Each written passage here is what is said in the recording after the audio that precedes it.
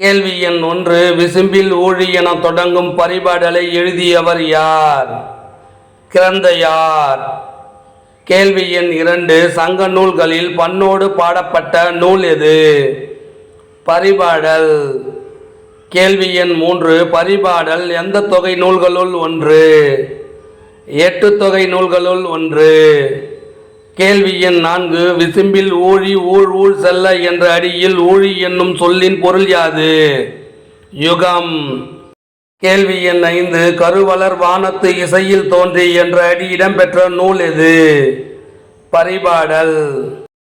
கேள்வி எண் 6. விசும்பு என்னும் சொல்லின் பொருள் என்ன? வானம்.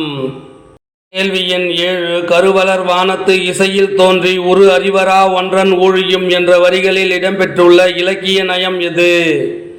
எதுகை. கேள்வி எண் 8. உந்துவலி கிளர்ந்த ஊழி ஊழ் ஊழியும் என்ற அடியில் ஊழ் என்னும் சொல்லின் பொருள் யாது? முறை. கேள்வி எண் 9. செந்தி சுடரிய ஊழியும் பனியோடு என்ற அடியில் செந்தி என்னும் சொல்லின் இலக்கண குறிப்பு யாது? பண்புத்தொகை. கேள்வி எண் 10. தன் பெயல் தலையிய ஊழியும் என்ற அடியில் குளிர்ந்த மழை என்னும் பொருள் தரும் சொல் எது? தன் பெயல்.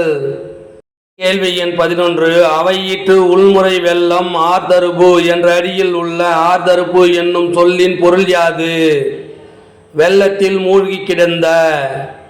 கேள்வி எண் 12. மீண்டும் பீடு உயர்வு ஈண்டி அவற்றிற்கு உள்ளீடு ஆகிய இருநிலத்து ஊழியும் என்ற அடியில் உள்ள பீடு என்னும் சொல்லின் பொருள் யாது?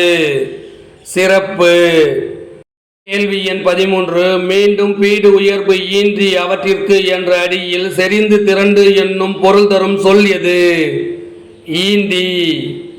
கேள்வி எண் 14. விசும்பில் ஊழி ஊழ் ஊழி செல்ல என்ற அடியில் அமைந்துள்ள இலக்கிய நயம் எது? மோனை. கேள்வி எண் 15. பரிபாடலில் புவிக்கு கூறப்பட்ட ஓமை எது? நெருப்பு பந்து. கேள்வி எண் 16. முதல் பூதம் எனப்படுவது எது? வானம். கேள்வி எண் 17. வாரா என்னும் சொல்லுக்கு இலக்கண குறிப்பு தருக. ஈறுகட்ட எதிர்மறை பெயரச்சம். கேள்வி எண் 18. வளர்வானம் என்னும் சொல்லுக்கு இலக்கண குறிப்பு தருக.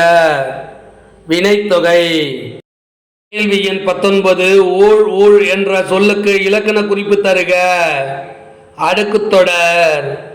கேள்வி எண் 20. தோன்றி மூழ்கி என்ற சொற்களுக்கு இலக்கண குறிப்பு தருக. வினையெச்சம். கேள்வி எண் 21. கிளர்ந்த என்னும் சொல்லுக்கு இலக்கண குறிப்பு தருக. பெயரெச்சம். கேள்வி எண் 22. கிளர்ந்த என்னும் சொல்லுக்கு பகுபத உறுப்பிலக்கணம் தருக.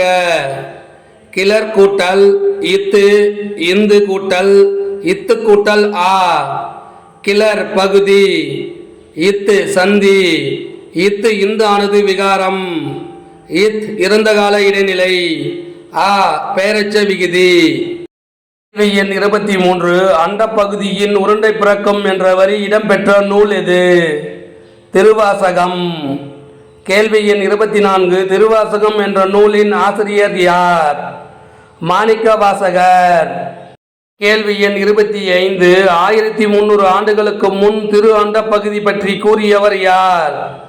மாணிக்க வாசகர். கேள்வி எண் 26. எட்வின் எப்பில் என்பவர் யார்?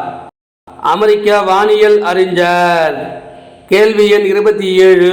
எட்வின் எப்பில் எந்த ஆண்டு பால்விதி போன்ற எண்ணற்ற பால்விதிகள் உள்ளன என நிரூபித்தார்?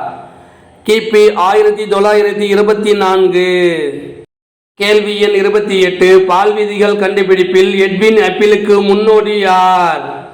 மாணிக்க வாசகர். கேள்வி எண் 29. ஓங்கு என்ற அடைமொழியை பெற்ற நூல் எது? பரிபாடல். கேள்வி எண் 30. பரிபாடலுக்கு இலக்கணம் கூறும் நூல் எது? தொல்காப்பியம். கேள்வி எண் 31. 2000 ஆண்டுகளுக்கு முன் வாழ்ந்த தமிழ் மக்களின் வாழ்க்கை முறை, அறிவாற்றல், சமூக உறவு, இயற்கையை புரிந்து கொள்ளும் திறன் போன்றவற்றை எதன் மூலம் அறியலாம்? சங்க இலக்கியம் மூலம் அறியலாம். இந்த வினாவிடை உங்களுக்கு பிடிச்சிருந்தா சின்னதாக ஒரு லைக் பண்ண மறக்காதீங்க. தேங்க்யூ.